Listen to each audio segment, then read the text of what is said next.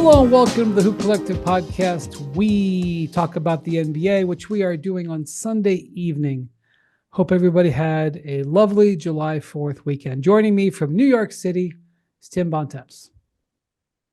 Brian, you'll be happy to know that Rob Pelinka said in a statement today that, quote, acquiring a starting caliber center was the top priority for us this offseason, and we believe DeAndre is an amazing solution to that objective and is an ideal player to add to our current core. I will let you know that I received 4 press releases from the Lakers today. Oh, 4 of them. So their Don't spoil my bit, Brian. Their press release operation is, in fact, just fine. Don't spoil my bit, Brian. Joining us from Dallas, Texas, freshly back from Salt Lake City, where he managed to go to one day of Summer League, is MacMahon. howdy, partner. Listen, just a little in and out of Utah. I want to read to you, though, the full Rob Pelinka quote on the LeBron James opt-in. Here we go.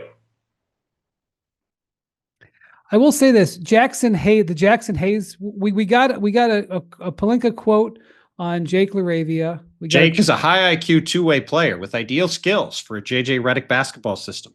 What about another basketball system? Glad he fits that system. We got a quote on Ayton, and we got a quote on LaRavia. Mm-hmm. What was Jackson Hayes was not afforded a quote. Jackson Hayes the Lakers have re-signed Jackson Hayes. Yeah, that's right. What was the 4th press release? I know I got a 4th one. It had to be LeBron, right? I think summer league stuff. Okay. Anyway. Oh, the draft trade for Adu Thoreau, the 2nd round pick. That's correct. Yeah, Thoreau, the guy that no quoting that either. No quote. Ayton and LaRavia got the blessing of the Rob Pelinka quotes. It's been a week since the opt-in. We have no press release. I do want to make one mention of my trip to Utah. We'll discuss a little bit later, but held on the campus of the University of Utah due to some renovations at the Delta Center. Alex Jensen, former Mavs assistant, Jazz assistant, among other places. A gracious host. Got me some free gear, baby. Utes legend, most importantly. Congrats to Alex on his new gig. No, not a legend. As I pointed out to him, a lot of retired numbers up there. His ain't up there.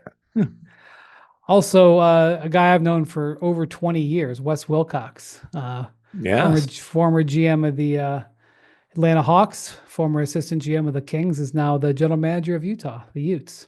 Wendy, you'll be happy to know that I had salmon in the hospitality room. Lovely. They knew you were coming. There you go. Well, we should just start right there since Summer League has started. Okay, real quick. I don't mean to be a spoil sport. I've actually been known to be a spoil sport, but I don't want to be a spoil sport here. But before we get here, we talk about what 22 years of covering summer leagues has taught me, and I'm sure you two guys as well. You haven't covered for 22 years because I haven't seen you one in a while. That is actually correct. I haven't been there in about 6 years since pre-pandemic. You're right. But many years of summer leagues have taught me, and if you guys disagree with me, please step in. Number 1, being good at summer league is less relevant than being bad at summer league. Ding.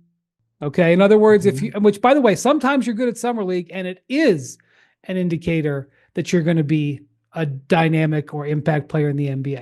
Donovan Mitchell, one of the best examples of that. Donovan Mitchell went to summer league, had a giant summer league, and it was like, wow, this guy is something. Right. And then he showed up and was great from the jump. And I will also say there are exceptions to the being bad thing. Like Trae Young had a terrible summer league and he's had a pretty good career. Well, there's exceptions to every rule. But what I'm saying here is being bad at summer league is not a death sentence either, but it means more if you're a high pick and you show up and you're not good. Right. It tends to be more relevant to the fall when you play poorly at summer league than when you play well at summer league. Number 2, if you're a sophomore or older, you really, really need to be dominating. Like you really need to put up good numbers. In fact, the baseline. If you're not showing up and playing a couple games and being really good and stopping, that's usually not a great sign for your long-term future. Absolutely. Yeah. Not always, but usually. Right. And third, while I understand that these teams were put together in the last week and they go through practices, and there's there are things that happen in summer league that, these teams are coming together and they're trying to win, and a coach can sort of show off their like in-game ATO plays and all this kind of stuff. Winning summer league means 0.0. Not a lot. So doesn't mean that you can't have a nice July afternoon or evening taking in a summer league game. Doesn't mean that you shouldn't go to Vegas and have a great time over there. Doesn't mean that there isn't, value be taken out of it. Just be very careful at the play-by-play analysis Right. that is done. That's all. Having said that, MacMahon, you attended the big game to kick off the Utah Summer League that featured Ace Bailey of the hometown Utah Jazz going up against VJ Edgecombe, the number 3 overall pick of the 76ers. What did you learn from that experience?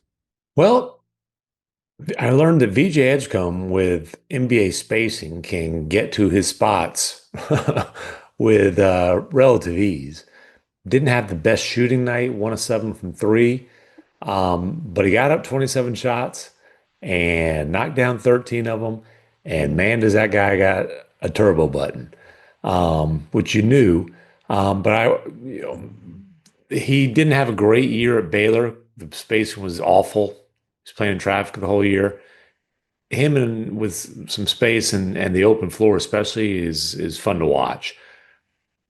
Ace Bailey, let's start with the positives. He was there, right? Yeah. There was no drama. There were Right. no indications of discontent or attitude.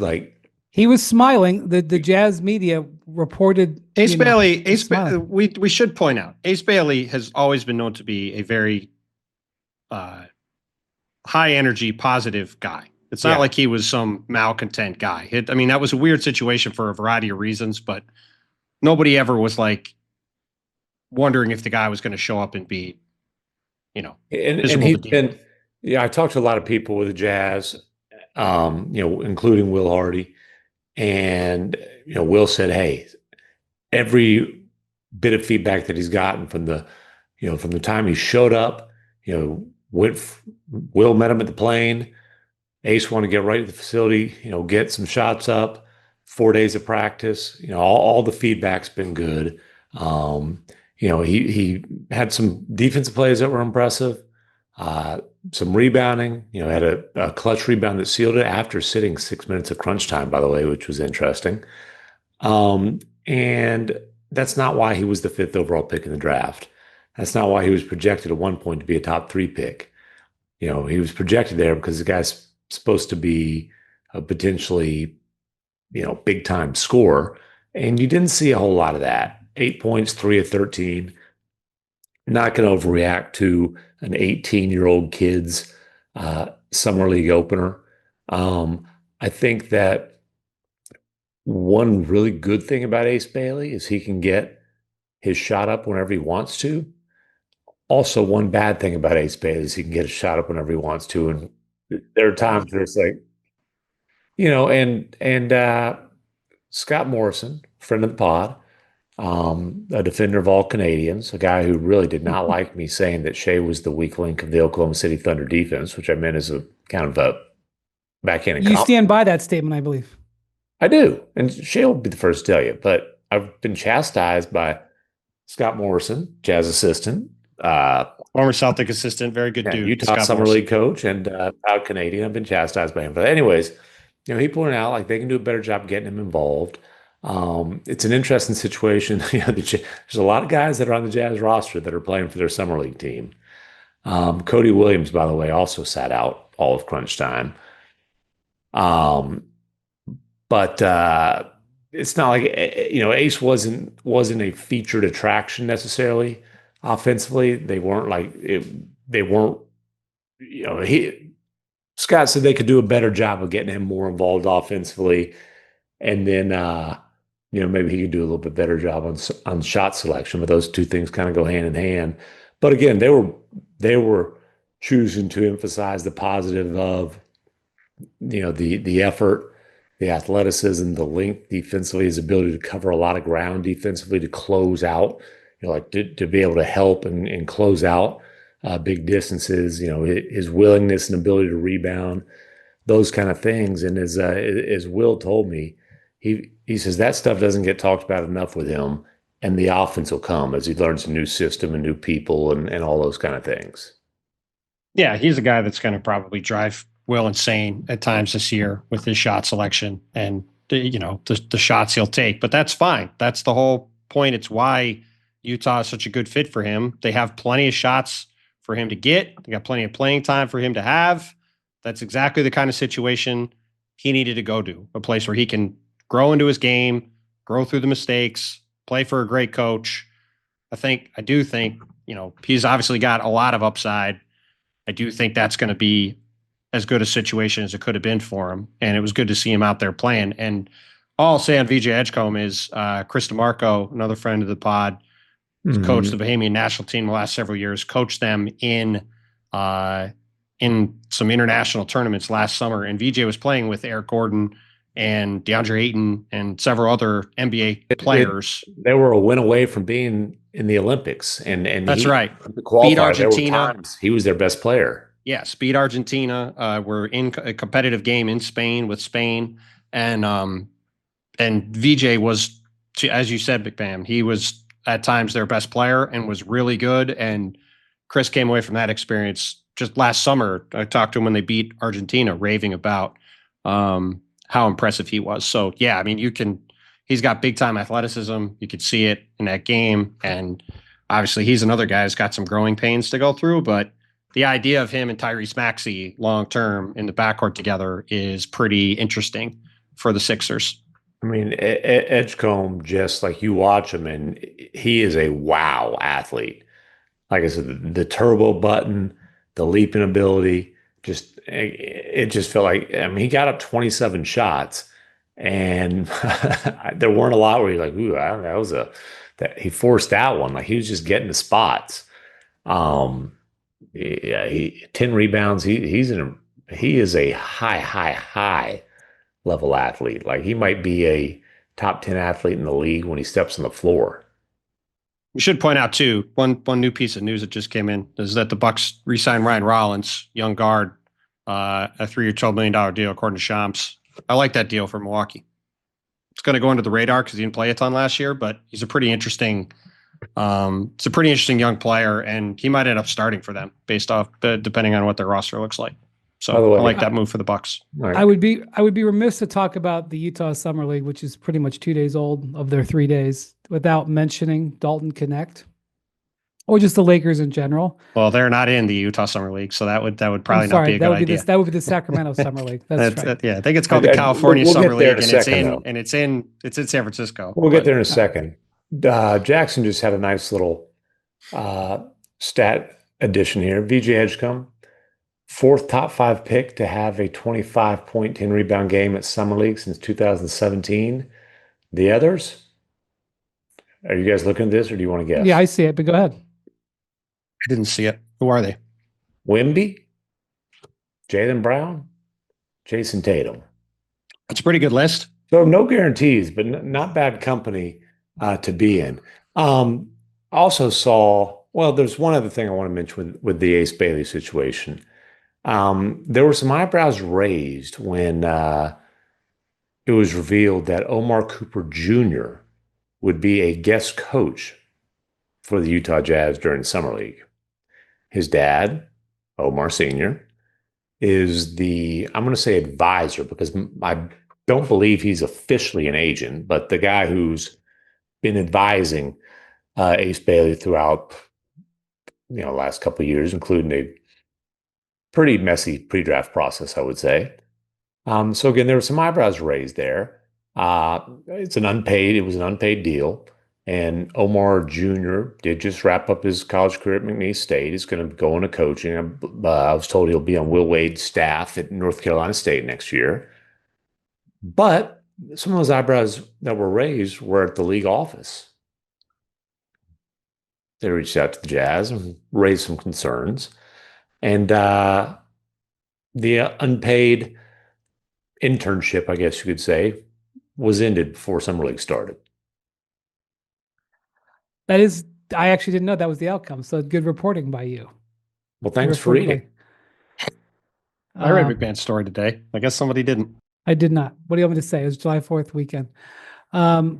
He was too busy hobnobbing with the Omaha mayor. He sure was. I thought the Lakers were in the Utah Summer League. That's where I'm at. In the Utah Summer League and then the Sacramento Summer League, that's in San Francisco. We're on top of it today. I did see Nikola Topic play basketball. All right, so Nikola Topic was the lottery pick by the Oklahoma City Thunder in the 2024 draft. He is a Serbian teenager, regarded as the best European prospect last year. Had a torn ACL that he suffered during the season playing for his Serbian professional team. So he skipped this whole year recovering from that. And so he played his first basketball in a long time, over a year, I believe. And so that's the backstory. This, during this year, they didn't have room really to play another young guy anyway. So they were able to take a flyer on a guy who sank in the draft a little bit. If he had been healthy, there's a decent, there were times where he was projected as a top 5 pick. Now, I don't know if he would have gone there, but I think the Thunder had like the 13th or 14th pick. They took him right at the back of the 12. lottery. Yeah. 12th pick. Okay. 12th pick. And, 14 points, 4 assists, 7 turnovers. Like his stat line won't wow you, but you see why he was a lottery pick. Like he's 6'6" and smooth, can kind of get where he wants to go. Again, the turnovers, I don't sweat those too much in a summer league situation. I don't know that there's going to be any minutes for him, but you see why people were so high on him, in the draft and especially before he had the knee injury. And Dagenhall had mentioned during the finals that he hadn't played 5-on-5 yet. So he's like very, very fresh back into, scrimmaging and now summer league, into 5-on-5 action. He also walked out there and was being guarded from the jump by a guy who finished 3rd rookie of the year last year in Jalen Wells, who was good to see back on the court after his injury at the end of the regular season. And that's not an easy way to walk back into 5-on-5 for the first time in about 15 months, I would say, either. But a good test. Very good test.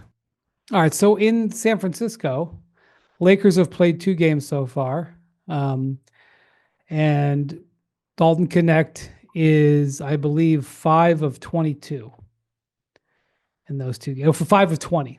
5 of 20 in those 2 games. So I didn't watch him. I'm just telling you his stats. So I couldn't tell you. Jackson was very excited to tell us about Cole Swider, former Laker. Who else did he play for? He played for the Raptors. Played for Miami. He's played for a bunch of teams. Yeah. Jackson probably knows all the teams by heart. He averaged 22 points and shot 63% on threes these first 2 games. And Bronny James played one of the games, only played 10 minutes and went 3 of 7, had 2 rebounds and a steal. So scored 10 points, hit 2 threes. Yeah, Knecht 0-9 from 3-point range. I'm not going to overreact too much to a summer league, but for a sophomore who got a decent amount of playing time as a rookie, he's certainly not passing the second summer league domination test. Well, the thing about Knecht, actions over words, the Lakers have already traded him once. All right, so that's number one. The second thing is, as the season went along, JJ Redick stopped playing him. Yeah. And look, he's a rookie. I'm not, lots of rookies have struggled to get playing time early in their careers, but there was a time where people thought this was one of the steals of the draft. I mean, LeBron was mocking all the GMs who passed on him early in the season. That's correct. Yeah. Which again, like I'm all fine for a star player praising his teammate. Like that's totally fine. I'm not going to judge that. But for all I know, he'll hit his next 12 threes. But I just, am monitoring that development, especially since, there's a chance he could be traded again, depending on what the Lakers want to do with their roster. So, This was not a weekend where his value was boosted. exactly. I think that's exactly the point. So, I just got another Lakers release. Oh, great. What's it say about LeBron? Nothing. Oh, damn. Not mentioned. We'll keep waiting. What's We'll this keep one waiting. on? This is another release about their. They signed their second round pick. They traded for their second round pick earlier. They signed him now. And now they've signed him. Oh, great. He got 2 releases today. Wow. There will not be a release about the player option, just so people know, as we've talked about before, because teams don't do that. However, hold on. That does not preclude Rob Pelinka from putting out a statement about all this and ending all this. So I'd like to see it. It'd be great. I'm waiting for it too. Wow. Hey, LeBron's playing golf. Been a lot of coverage of that. I saw that. He was back in Ohio this week. I was trying to figure, I think I know what course he was playing, but of course you do. I will say that I saw him play golf when he was with the Heat. The Heat had like a golf thing, and it was horrific. He has gotten markedly better in the last decade as a golfer. I will You can afford lessons, I think. Yeah, I'll acknowledge that I've never played a hole of golf outside of like putt-putt. I have done like top golf a couple times. If I go back, I'm gonna try left-handed. It's a shame because you could probably absolutely freaking move it off the tee with your body type. I'm a righty, but I did hit lefty in baseball, so maybe there's hope. But right-handed, there's swinging and missing going on. It's not good. Well, it happens. I'm just telling you, it's if you'd chosen golf instead of basketball, you might have been able to do something with your sports career. Oh, you mean I didn't? I didn't do something with it? What am I going to say? I'm just telling you, you could have hit it probably a ton. You probably could have absolutely routinely hit it 325. Based on my limited golf experience, I don't think I had a whole lot of potential. All right. Well, that's your opinion. All right. So today was the first day of the new league year, and there was dozens of transactions that were all lined up. They're still happening.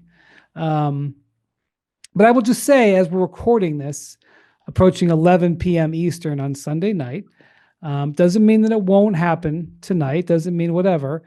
But unless you guys have seen a release that I haven't seen or seen official data from the league, but I don't think the Jonas Valanciunas, Dario Saric trade has actually happened yet.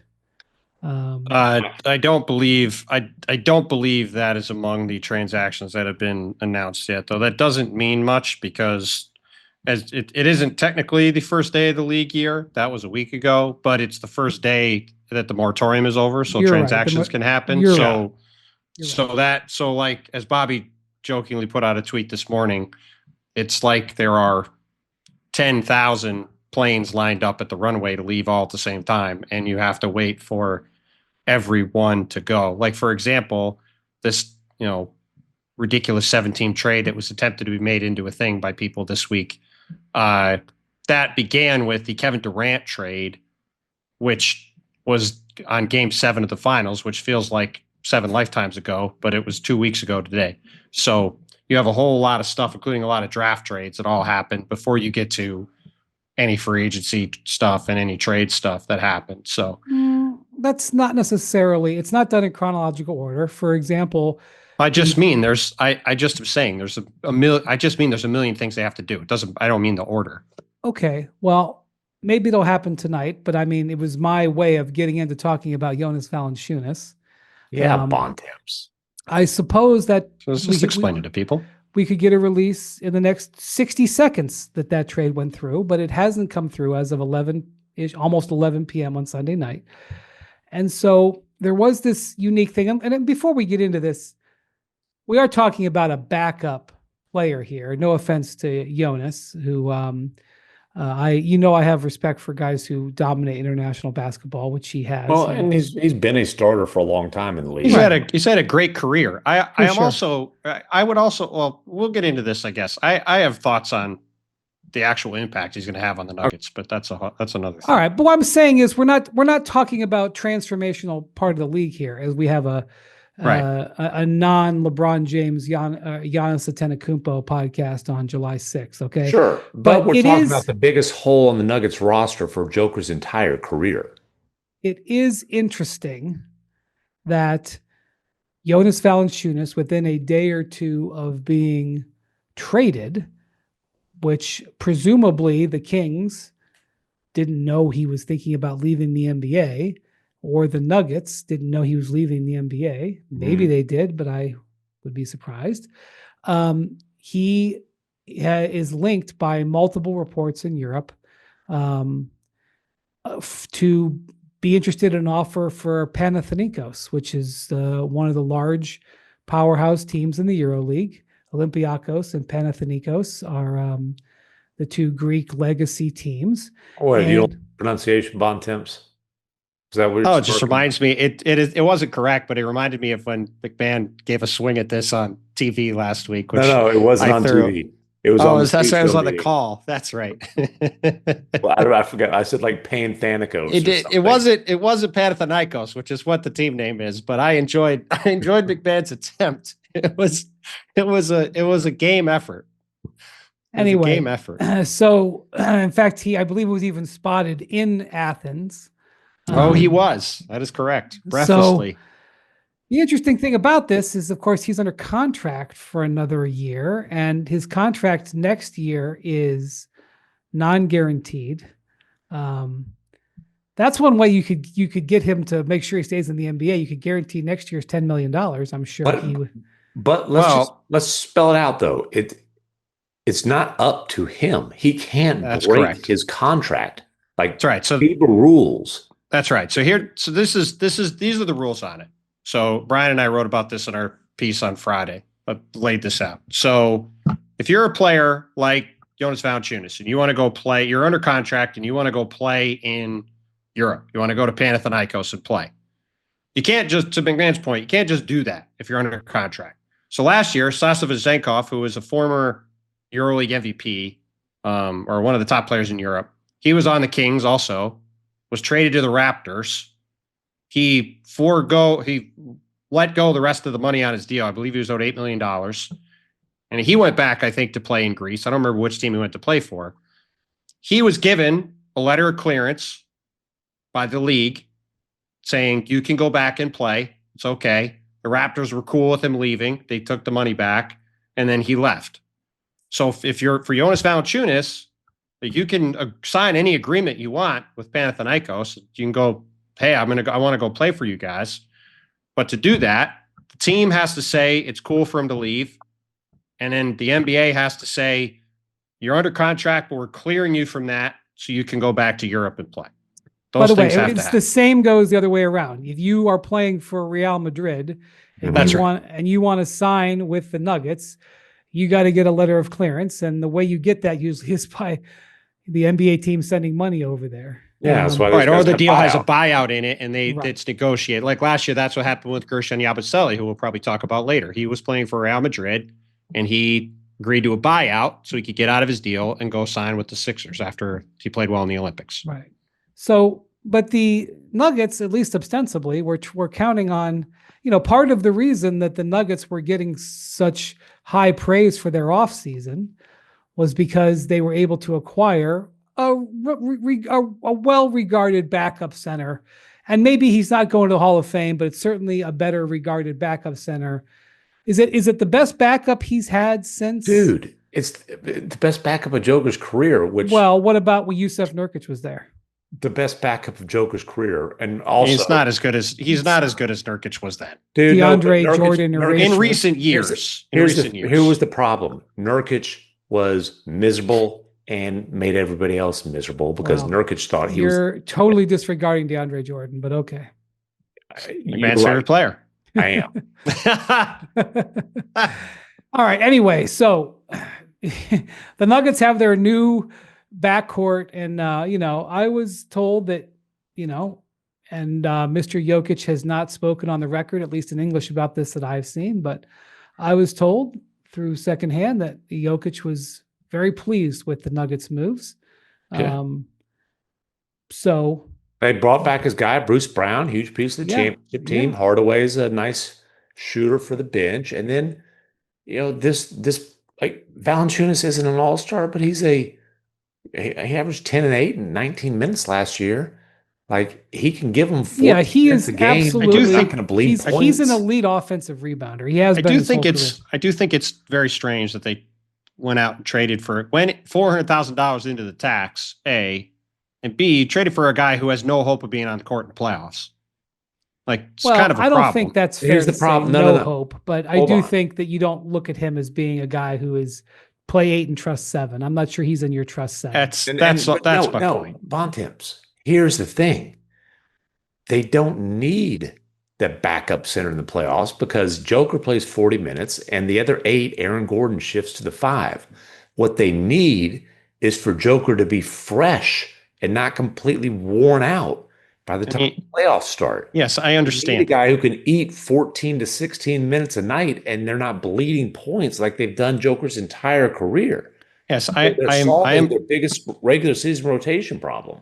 I am aware of that. I just find the combination of going $400,000 into the tax for a team that ostensibly did not want to be in the tax and getting a guy who is not, to me, going to make much of a difference, if any, in the playoffs, an interesting combination. I'm just going let me to say leave that two things. here. You said ostensibly twice. That's a once a pod max word.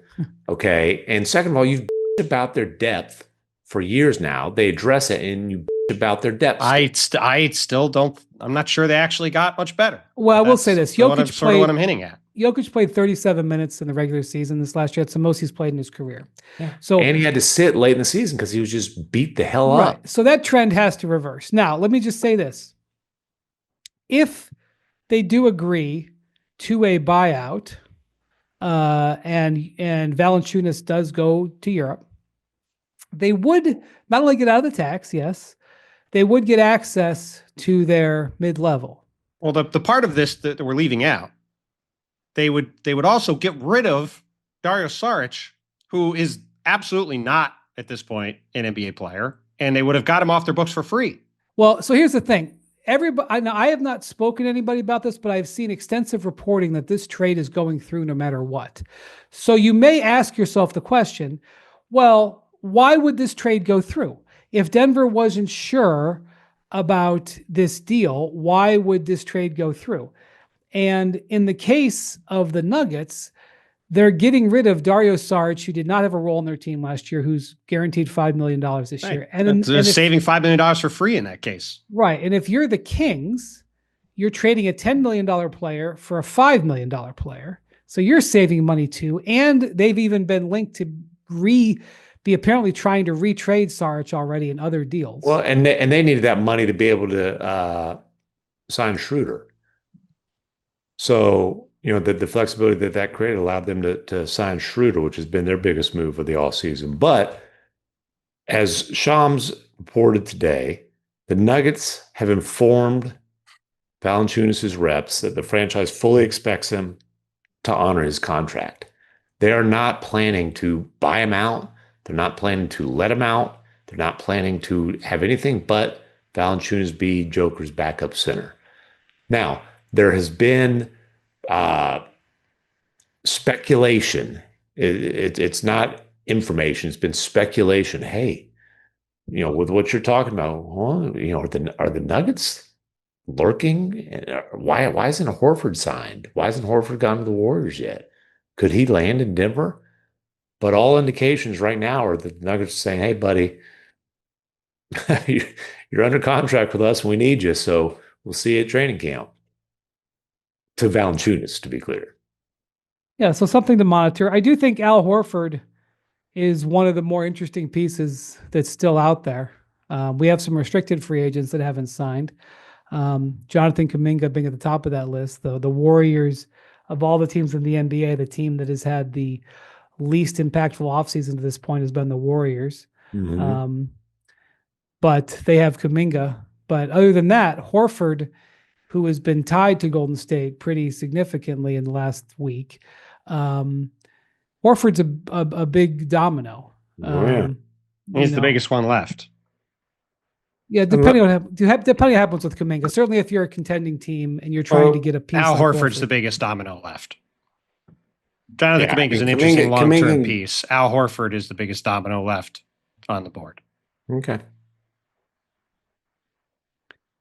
Yeah. Well, anyway, so that is something to point out. Okay, so the first batch of player signings came in today, and Bobby sends us all the details. And this is one of the things that we do. Take a look at the ins and outs and all of the finer points of each contract to sort of see, what's relevant going forward. Because sometimes when you hear, contracts, you're like, oh, so-and-so signed for 3 years and something million. And then you get the numbers later and it's like, actually it was only like a year guaranteed. So some years they're interesting. Some years they're less interesting. Yeah. So there's just a few things. First off, like DeAndre Ayton's second year of his contract is a player option. He can become a free agent again in a year, which I actually think is a good thing for the Lakers, because I think anything that incentivizes and activates Ayton to really press the gas pedal at all is a good thing. And the idea that he can play for free agency next year, I think that's actually a good thing. And if he opts out, then they'll deal with it. And stuff like Nickeil Alexander-Walker, the 4-year deal that he signed in the sign and trade with the Hawks. The last year of that's a player option. He can get out of that, stuff like that. I found it, somewhat interesting that, the Cavs gave Sam Merrill a 3-year, $38 million contract, and it's fully guaranteed, no options at all.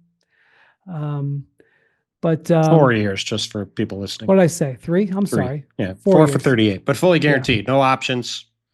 Yeah. So there's real stuff like sign that. of faith in him. He's going to be a key piece for them next year. Yeah. The Lakers, I'm not sure what their strategy here is, but the contract that they gave Jake LaRavia and the contract that they gave Ayton do not have raises in them. They're flat, which is an indication that they're keeping their eye on 2026. They're trying to, Well, they have currently one player under contract, Nick. Well, 2. They have Jake LaRavia under contract and Jared Vanderbilt under contract for next year. Right. So they're trying to maximize that, even if Ayton picks up his option. They're I know some people have been talking about the Lakers looking at 2027 as like a big free agent year. Well, their actions are indicating that they're also eyeing 2026. First off, they got to convince a certain dude to sign between now and next summer. Well, so true. They should probably be focused on that. Oh, well, of course they are. But, like they didn't, everybody's got their story. The LeBron side is very clear that they didn't ask, they didn't ask for extra years. I'm skeptical of that. Whether they asked for it or whether they wanted it are two different things. But they expected it to be offered. Right? Yes, right. So there's this whole term about offer and ask and all this stuff. But sure. Long story short, the Lakers don't have LeBron under contract for next year, and then the contracts that they have signed are protecting next year's money already. So just note stuff like that. But Bontemps, you noticed something that you mentioned earlier with Gerson Yabusele that I think full credit to Stefan Bondi from the New York Post, my old pal on the Nets beat, who reported this first either today or yesterday.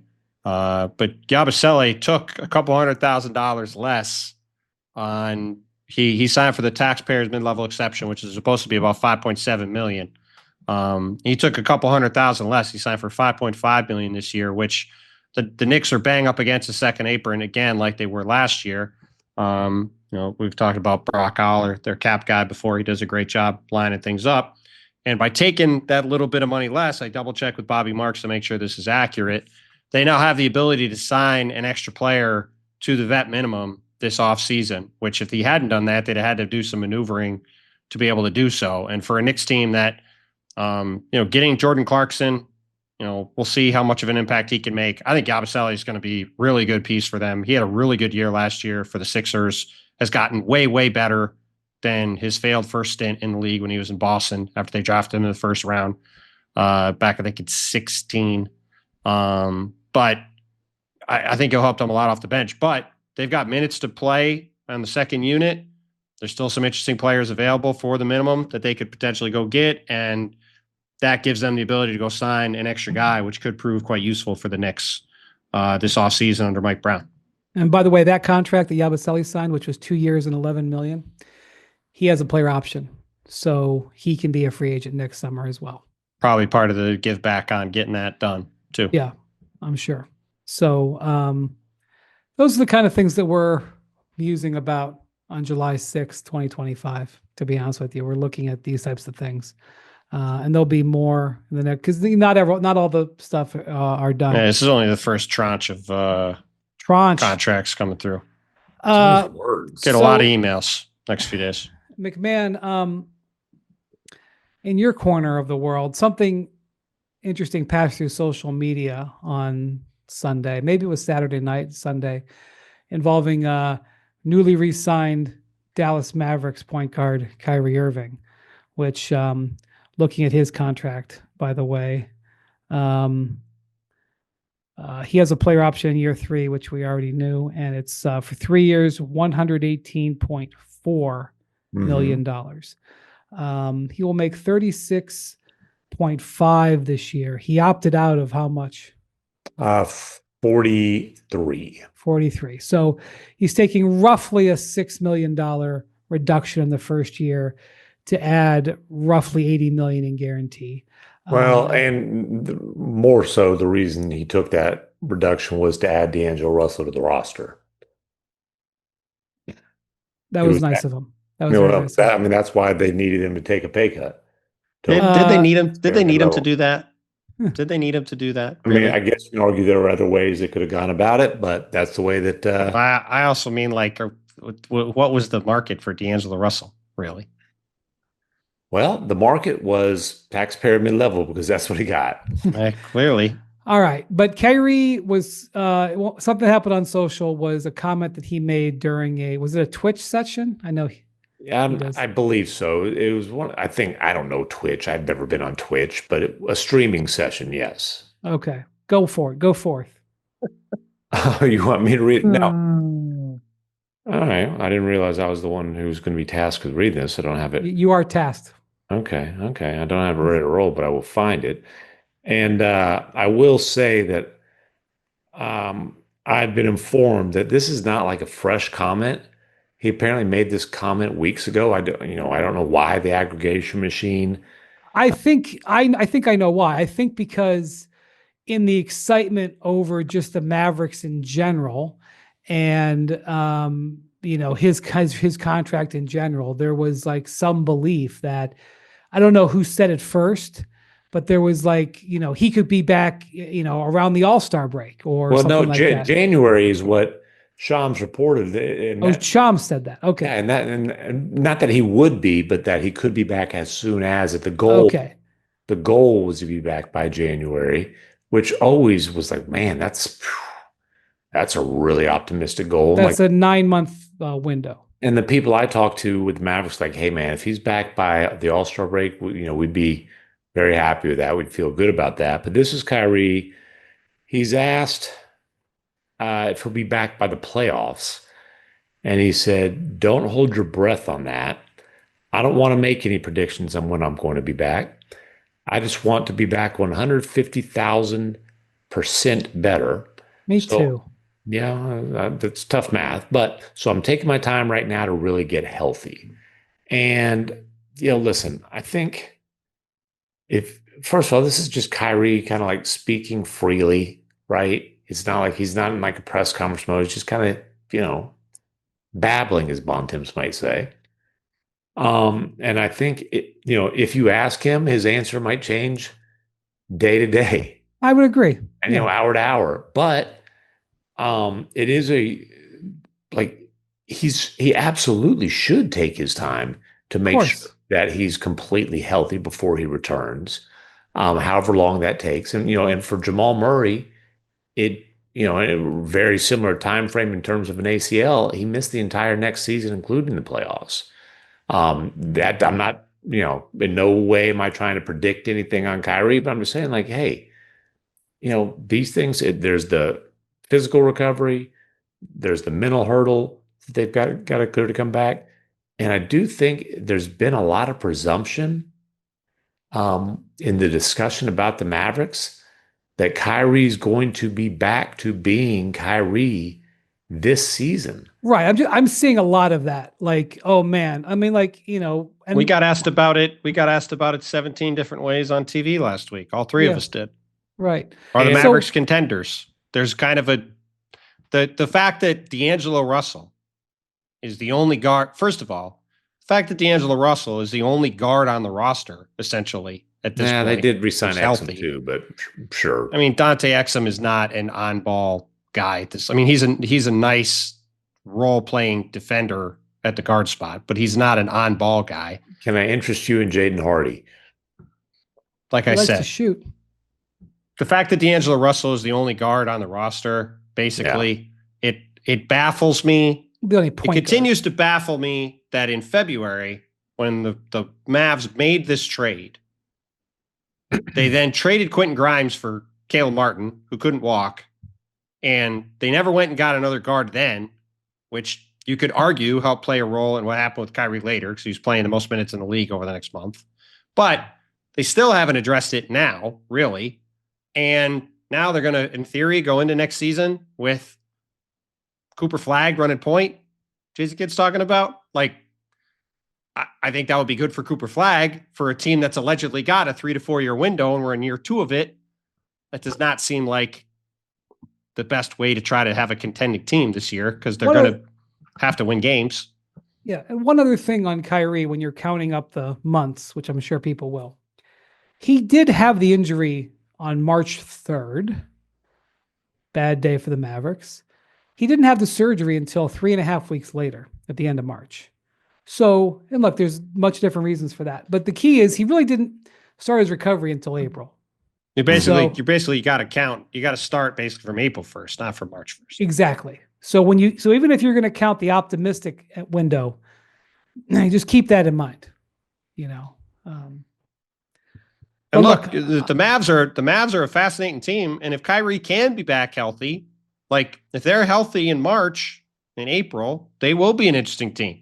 I mean, they were going to be an interesting team last year. I mean, that's the craziest thing about the Luka trade to begin with is that, we kept getting asked, like, again, I'll refer back to TV last week. You kept getting asked about the Lakers and Mavericks rosters. Like the Mavericks roster is dramatically better than the Lakers roster. Like they got a bunch of good players.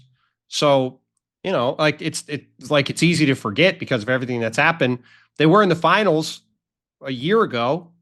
Like it's not like they were bereft of talent at any point. So if they can get Kyrie back healthy, they are going to be awfully interesting. It just, again, it's why it's strange to me that we're sitting here in July and they did nothing to help the guard spot besides sign D'Angelo Russell. Well, and when you looked at the roster, there was it was reasonable to wonder, okay, hey, are they going to take some of this front court depth and make a deal to address the backcourt? Are they going to trade Daniel Gafford for an offensive creator? And they signed Gafford to an extension. It is an extension that makes him trade eligible immediately. But certainly seems that their plan is to move forward with Gafford at least this season, which, I get. Like Derek Lively II's really good and has had some real durability issues. And then PJ Washington, I'm not so sure PJ Washington's not starting alongside Cooper Flagg. Nico Harrison made a comment about Cooper coming in for his workout when he visited before the draft, and PJ was there, and Nico said, he looked over at PJ and said, "You think you can play with this guy?" And PJ's like, "Oh yeah, I can play with him." And I think PJ, he's eligible for an extension next month. I think there's a pretty good chance that gets done. So, for the Mavericks to have any real hope of being a contender, they do need Kyrie back to being something close to himself. He's going to be turning 34 in March, coming back off a serious injury. I think like the most like realistic hope is that, hey, he can come back sometime around the All-Star break. That would give him a couple of months to kind of ramp up at the end of the regular season. You can kind of steadily build him up in terms of minutes, and, his rhythm, chip off the rust. And then hopefully come playoff time, he's gotten himself to a point where he's playing at the kind of level that we're used to seeing from him. But it's, I just think to be fair to Kyrie, you can't like bank on that and count on that and consider it a disappointment if he doesn't get back to being that guy this season. Fair enough. All right. So as we watch the remaining things in free agency, in addition to Al Horford, I'll just Bontemps mentioned Quentin Grimes before. He's a restricted free agent with the 76ers. Josh Giddey, a restricted free agent with the Bulls. Kuminga, a restricted free agent with the Warriors. There's one more significant one I'm forgetting. But we're not definitely the three most interesting. Yeah, we're not seeing anything get done there yet. Also, after we saw Jabari Smith Jr., whose contract came across today too, he is 5-year, $122 million, which is what it was to the penny, extension. We haven't seen any of the other guys on their rookie deals getting any of those done. And the only thing I'm going to say is, last week, something happened deep in the NBA weeds that I think has chilled the market a little bit, a longer term, which is that after the projection was that the salary cap would increase by 10% next year, that it is now only projected to increase by 7%. Now, you may say, if you've stuck with us this deep into this particular podcast, you probably care about this. Now, you may say, well, 7%, 10%, whatever. But the thing about it is that right now is when the new media rights deal is coming in. This is the first year of it. And the salary cap is only allowed to go up by 10% a year. And so the media rights deal is increasing by over 2 times. It's more than twice the increase is more than doubling it. And so there was like this belief that the NBA salary cap was going to go up 10% for 3 straight years just to fit this in. And the reason it's limited to 10%, by the way, is because way back in 2016, the last time this happened, there was the famous cap spike where all of it came in and the cap exploded in 1 year with the new media rights deal. Where the 73 win Warriors got to sign KD. Exactly. That's why. The famous cap spike. So this time there was planning. Right. So, but the fact that it came in at 7%, and so you may say, well, why did it come in at 7%? Why not 10 if there's this new media rights deal? And the reason, from what I have been told, and Bobby contributed to this, is that the regional sports networks, all of those that are struggling, in baseball, it's been a big thing, but regional sports networks, uncertainty and lack of. It's not uncertainty. It's the league. The answer is the league has lost a ton of money, right? Because the regional sports network have cratered across the board. And you got a bunch of these teams doing the do-it-yourselfers, like the Mavericks. Their Bally's deal went up in smoke. They had to do it. The Mavericks used to get $90 million a year for their local rights deal. They're getting a fraction of that now. Yeah, that's just $1 million last year. Right. That's just one of, there's probably half the league that is in a situation like the Mavericks. Now, they weren't all making $90 million a year. Some of them were making less. A lot of them were making less. The Mavericks had a really good deal. At least I think it was $90 million.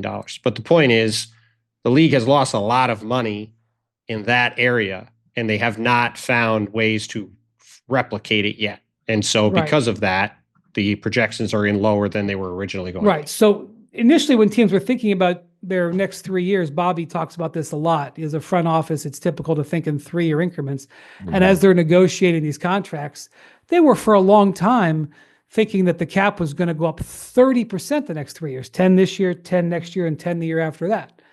And now they're being told maybe only 7 next year. And then when you think about that third year from now, like what if it's less? So I was talking to a team over this weekend that says they have revised all of their projections and they're now only assuming 5% growth the next 2 years.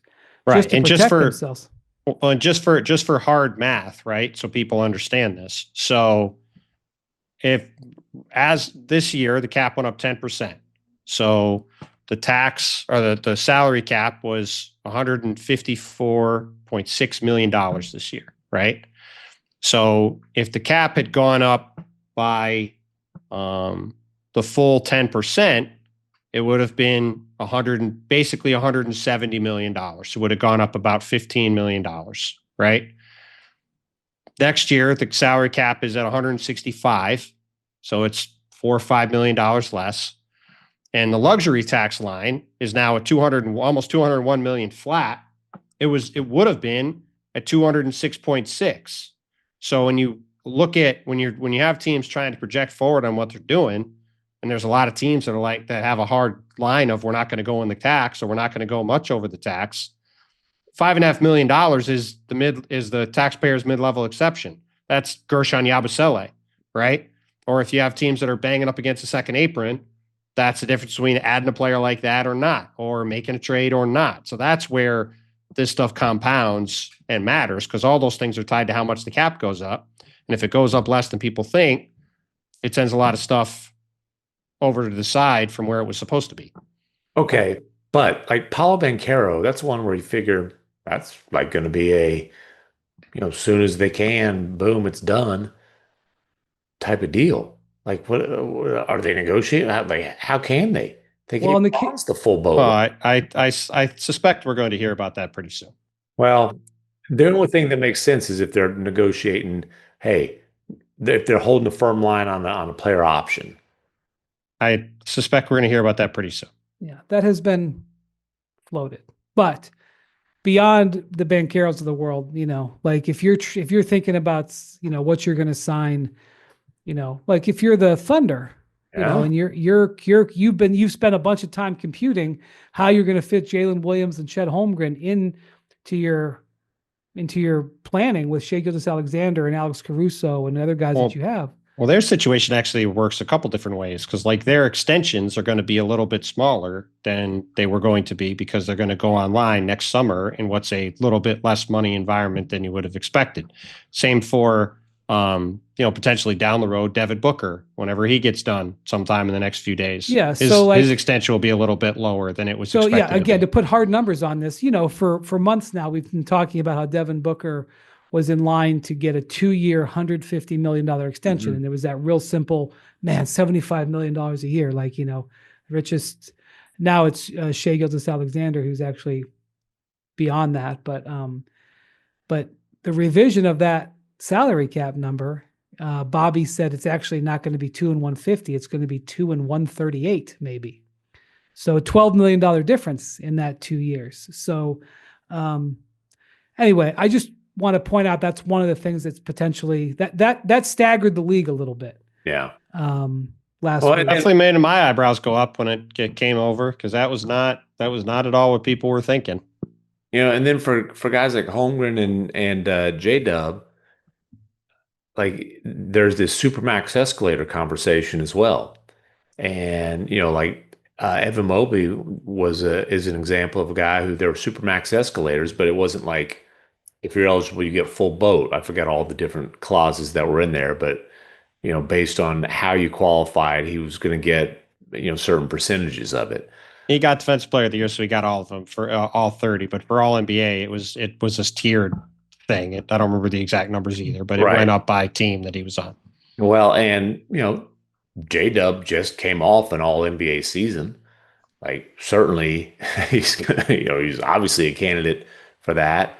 And And you've got two guys already off the board next year, and Jason Tatum and Tyrese Halliburton, and frankly, a third in Kyrie Irving, just off the top of my head, who are all not going to be eligible, who typically would have a shot at it. Yeah, and So- Chet's going to be, if he can stay healthy, I think he has a chance to be in the All-NBA conversation, and he certainly has a chance to be in the Defensive Player of the Year conversation. As great as Lou Dort is, and he was first-team All-Defense this year, Chet, if he stays healthy, will be their best Defensive Player of the Year candidate. Yeah, so interesting little tidbit worth monitoring. Who knows what will happen this week in the NBA? We really didn't get a lot of action over the weekend. That's typical of the league. Over the 4th of July, when it falls over a weekend, people need a little bit of a breather. Hey, There's also just not that much business left at this point, breaking really. news, MacMahon. Uh-oh. Breaking news. The What do you got? Mavericks just officially signed Russell. Oh, good. I'm glad. So, yeah, that's big. All right. Thank you very much to Jackson, who's back from his break. And thank you to MacMahon and Bontemps. Oh, by the way, tickets still available. Oh, Saturday night coming up. HoopCollectiveLive.com, 6 p.m. Pacific at the MGM Grand, the Brad Garrett Comedy Club. MacMahon will be there. Bontemps will be there. What Bontemps is doing this next week is pretty remarkable. We won't give it away. We'll talk about it later. But Bontemps has got an interesting schedule this next week. And special guests, right? Special guests. yeah. That's true. All right. Cast of thousands. Yeah, the IT department. And That's right. Other ones. That's right. You can, well, I'm not going to say that. All right. Thank Hold you. on. No, I was just going to say somebody else is going to be there, but then I decided not to say it. That's all. Nothing to do with the IT department. Okay, good. All right. Thank you very much for watching, listening to the Hoop Collective. We'll talk to you later this week. Adios, amigos.